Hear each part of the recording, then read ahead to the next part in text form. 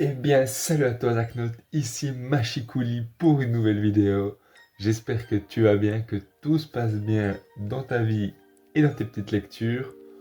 Aujourd'hui, on se retrouve pour une vidéo bilan lecture sur un bouquin que m'a prêté Lola, ou plutôt que j'ai emprunté à sa bibliothèque.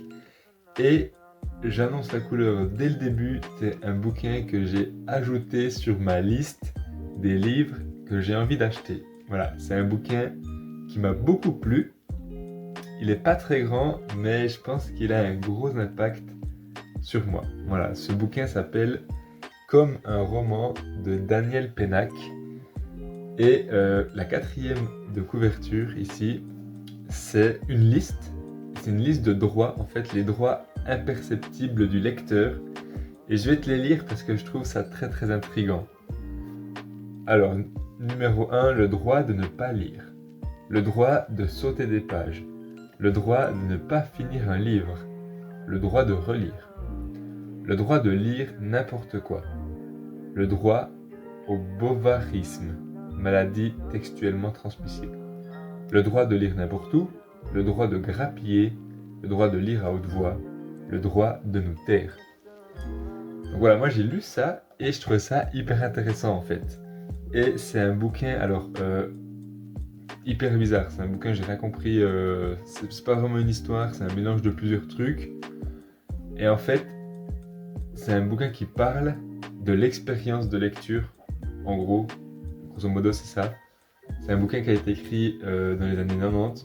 Donc il est un peu daté en mode oui, la télévision, c'est un peu le mal du siècle selon certains parents. Enfin, il n'y a pas du tout Internet qu'elle a, tu vois, c'est vraiment genre la télé. Et en mode la télé, ça détourne les ados de la lecture. Mais c'est pas une critique envers la télé, c'est une critique plutôt envers les adultes. C'est eux qui, selon l'auteur, qui enlèvent aux adolescents l'envie de lire. Parce que il y a un exemple qui prend qui est très cool, c'est que pendant toute l'enfance, on lit des livres aux enfants, on leur lit à voix haute, et après, pouf, on arrête. Parce que, soi-disant, ils sont assez grands et ils savent lire. Et du coup, pouf, on arrête, et c'est à eux de se démerder, de vouloir s'investir pour lire, en fait. Et il y a aussi beaucoup le truc de, on force les ados à lire à l'école en leur demandant des analyses, des trucs de machin, et ça donne pas du tout envie, personne n'a envie de se taper un gros bouquin pour ensuite devoir l'analyser, faire un résumé, faire machin. Enfin, moi-même qui aimais beaucoup lire enfin depuis toujours, quand je devais faire un résumé pour l'école, quand on me forçait à lire un livre, j'étais là, ben non, ça m'intéresse pas du tout en fait. Et je trouve ça hyper intéressant parce qu'il développe plein de trucs. Il y a pas mal de petites citations que j'ai pris en photo, là je m'en souviens plus forcément parce que là, mais je trouve qu'ils sont vraiment belles et ça désacralise vraiment beaucoup la lecture.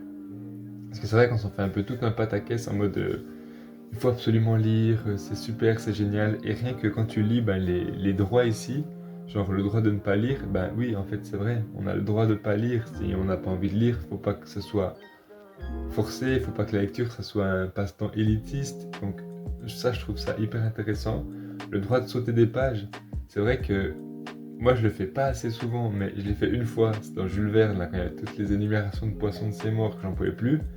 Mais j'aurais tellement pu le faire dans Notre-Dame de Paris, il y a 2 chapitres qui ont servi à rien, où j'aurais clairement pu passer des pages. J'aurais pu ne pas tout lire, les histoires, les autres nouvelles du Dr Jekyll et Mr Hyde, parce qu'il y avait d'autres nouvelles à la fin. J'aurais pu ne pas les lire et ça aurait rien changé à ma vie. Et lire le fait que j'ai le droit de sauter des pages, ça m'aide à comprendre ça et à l'accepter, tu vois. Le droit de pas finir un livre, pareil, c'est ce que j'ai dit par rapport à Dr Jekyll et Mr Hyde. Le droit de relire, voilà, c'est normal qu'on ait envie de relire des œuvres qui nous plaisent. Alors ça, c'est un truc que moi, j'ai pas de problème avec ça, tu vois. Mais je comprends certaines personnes qui disent, je vais pas le relire parce que j'ai déjà lu et du coup, je perdrais du temps à, à lire quelque chose que je connais déjà au profit de quelque chose d'autre.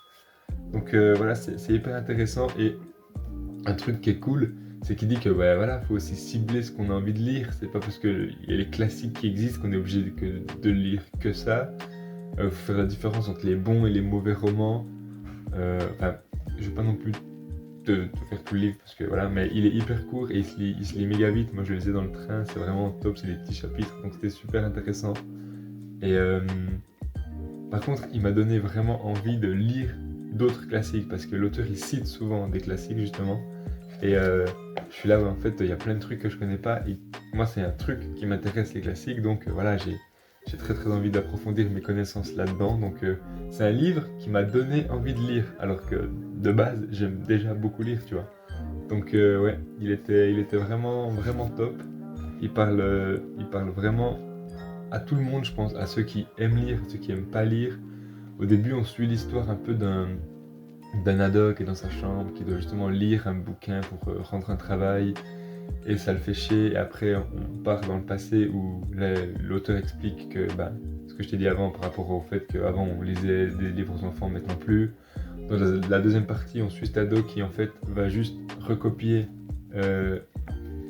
ses notes de lecture sur une camarade qui elle a lu le livre parce qu'elle elle aime lire, et du coup pour le prof ça n'a pas de sens de faire ça s'il reçoit à la fin que des mêmes réponses. Le but c'est pas que les élèves lisent, c'est que les élèves aient envie de lire. Donc à la fin il dit ben faudrait qu'un prof lise à haute voix et comme ça les élèves sont impliqués, et genre faire ça pendant toute une leçon et faire ça plusieurs fois par cours en fait, par semaine, à chaque leçon de français faire ça.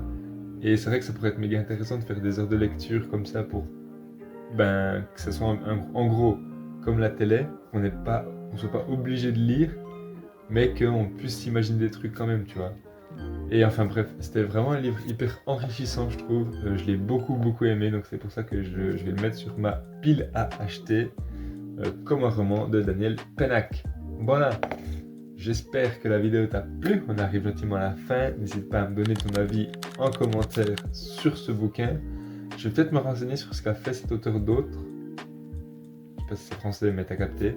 Parce que j'aime bien son style, j'aime bien sa vision des choses, donc je me dis que ça peut être intéressant. Voilà, n'hésite pas à lâcher un petit pouce bleu aussi. Et quant à moi, j'ai plus qu'à te souhaiter une bonne fin de journée, une bonne fin de soirée, une bonne fin de nuit. Et je te dis à la semaine prochaine pour une nouvelle vidéo. Allez, double ciao!